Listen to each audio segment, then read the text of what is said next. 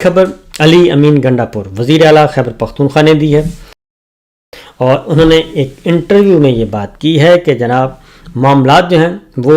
بڑھ رہے ہیں آہستہ آہستہ آگے، اور عمران خان صاحب اور ملٹری اسٹیبلشمنٹ کے درمیان معاملات آگے بڑھ رہے ہیں، تعلقات معمول پر آنے والے ہیں، اور عمران خان صاحب کو پیغام پہنچایا گیا ہے۔ تو عمران خان صاحب نے جواباً یہ کہا ہے کہ وہ کسی سے کوئی انتقام لینے کا ارادہ نہیں رکھتے،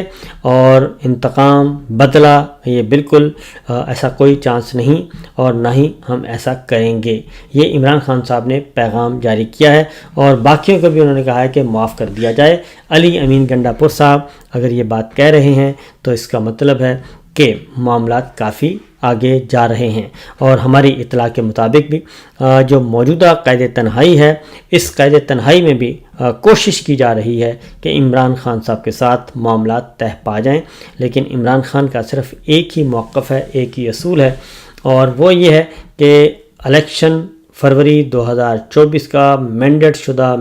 چوری شدہ مینڈیٹ جو ہے وہ ہر صورت میں واپس کیا جائے، اور یہ بات بھی درست ہے جی، اگر معاملات ٹھیک کرنے ہیں تو مینڈیٹ واپس کرنا چاہیے اور اس کے بعد آگے بڑھنا چاہیے۔